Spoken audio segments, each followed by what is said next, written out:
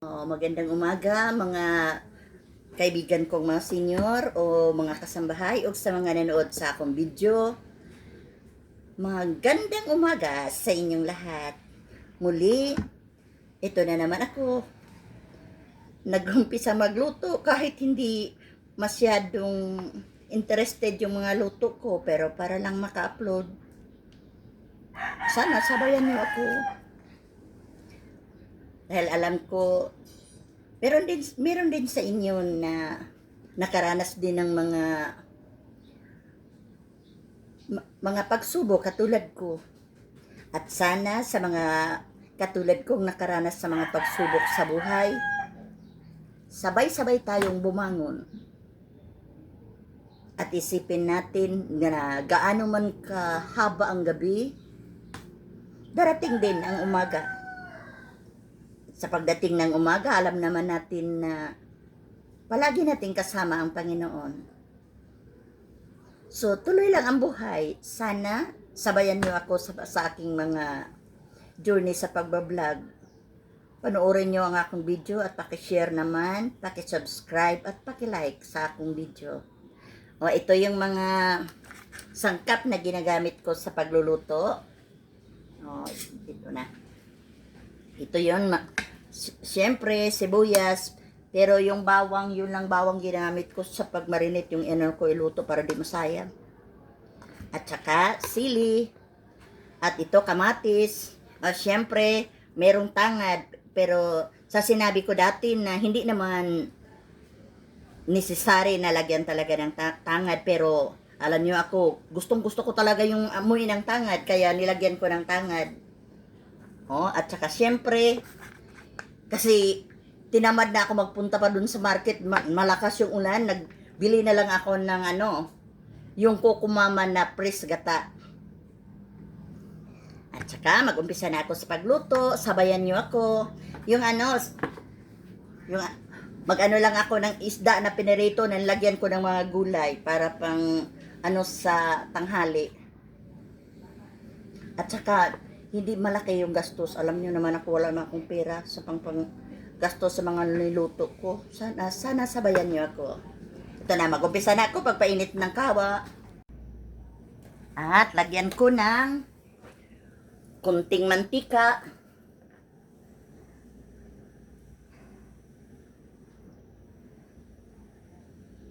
Not necessary na lagyan talaga ng mantika kasi nilagyan ko naman, mayroon man tayong gata pero dahil yung gata natin medyo maliit lang, kaya nilagyan ko ng kunting oil.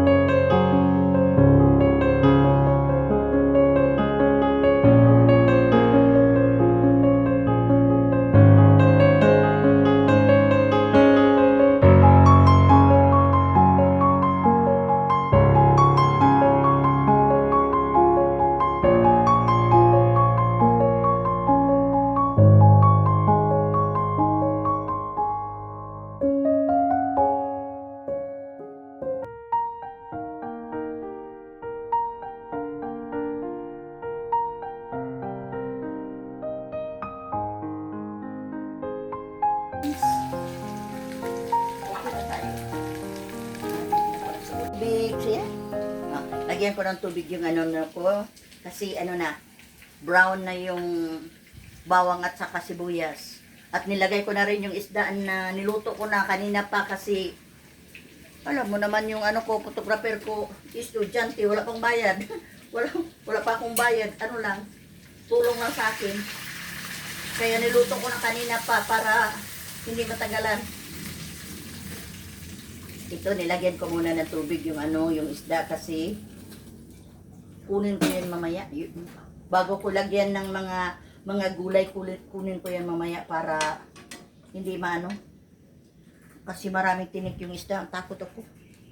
Baka yung nanay ko na may sakit at 90 years old na, baka pa makakain pa yun sa tinik na. Dagdag problema ko pa. Kaya, pasensyahan niyo ako. Alam ko naman yung pagluluto ko, hindi.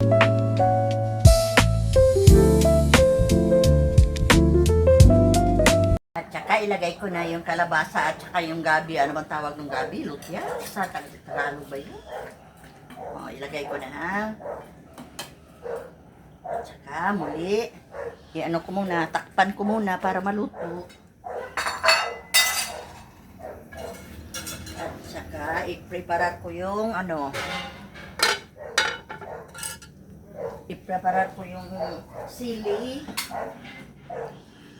I-prepare ko yung sili.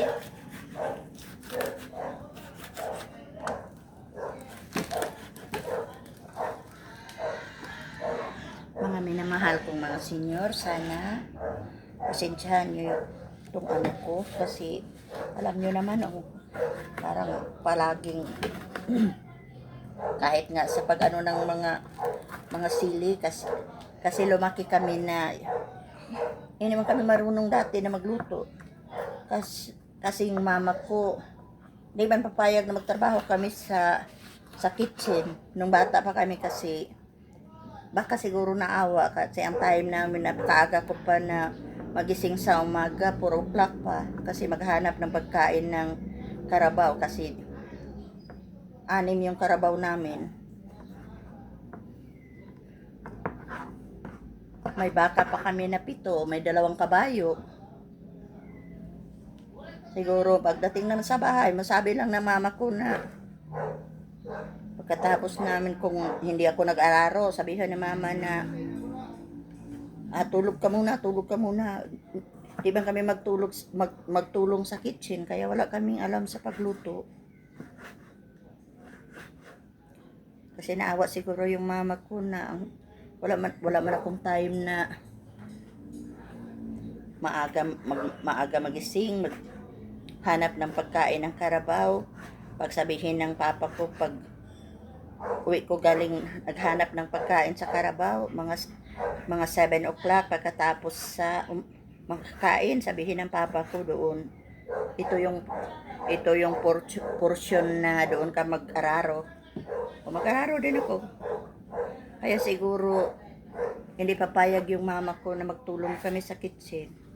So wala kaming alam sa pagtrabaho sa kitchen kasi yung time ko pag-araro, paghanap ng pagkain ng karabaw, minsan magpunta sa dagat kasama ng papa ko manghuli ng isda. Kaya pasensyahan niyo ako at sabayan mo ako sa aking journey sa pagluluto. At saka kayong mga senior, tingnan nyo ako, ang dami ko namang sakit. Kung mayroon kayong sakit, mas sobra yung sakit kasi kailangan ng i-opera yung sakit ko. Pero para akong walang sakit, di ba? Ganon din kayo. Huwag niyong isipin na may sakit. Isipin lang natin na makakita tayo ng kunting pera para ba hindi tayo maging pabigat sa mga anak natin.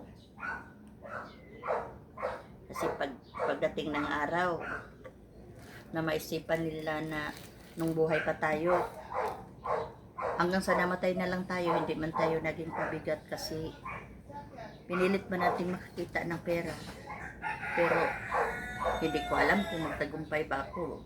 Minsan isipin ko na ibang hiya na naman to pag mapilyor pa ako, pag failure pa yung ginagawa ko. Pero isipin ko lang na kasama ko ang Panginoon. Kaya isipin ko na siguro magtagumpay ako dahil kasama ko ang Panginoon. At kasama ko kayo. At saka kaya palagi kong hiningi sa iyo na mag-subscribe kayo sa akong channel. I-share ninyo at i-like ang aking video. Para naman mag-grow yung channel ko.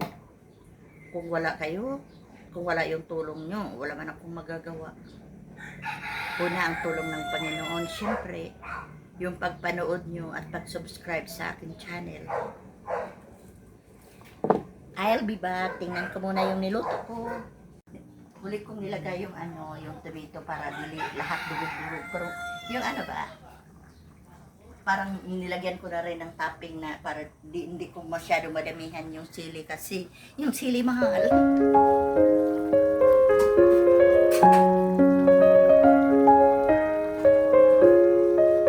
At saka ilagay ko na yung okra kasi madali lang naman maluto yung okra kumpara dun sa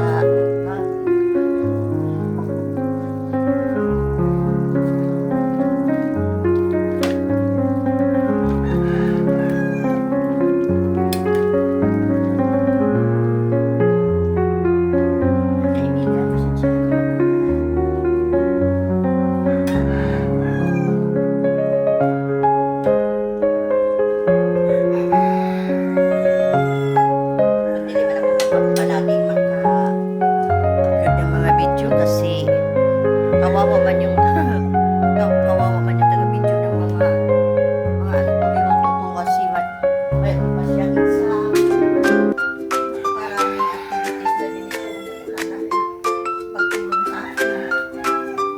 At ngayon, ilagay ko naman yung tangad pero sa sinabi ko noon na hindi naman kailangan pero gusto ko yung amoy ng tangad. Ilagay ko.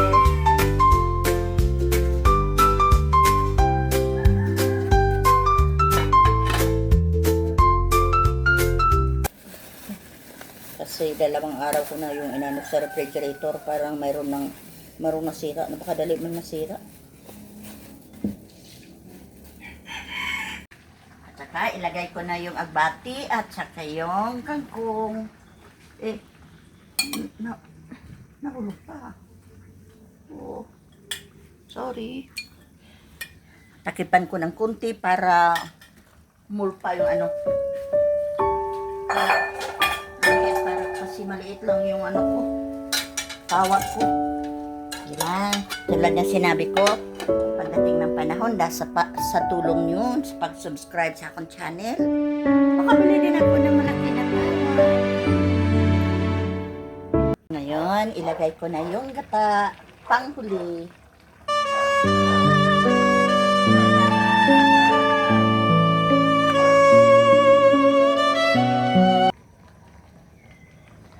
Okay din pala to kukumama kasi tingnan nyo malapot din yung gata niya, para talaga yung yung press talaga.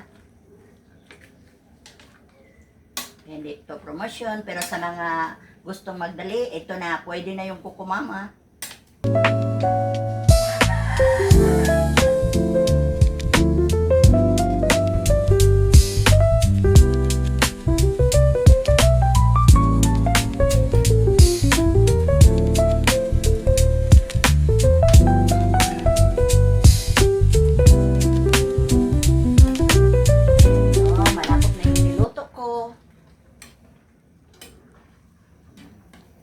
At saka, isang na lang.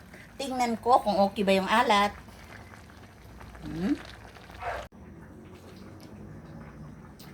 Tamang-tama na. Pagkatapos, ituluto na yung niluto ko. Maraming salamat sa pagpanonood. Maraming salamat at paki-subscribe, paki-like o paki-share ang ating video. Maraming salamat. Bye-bye!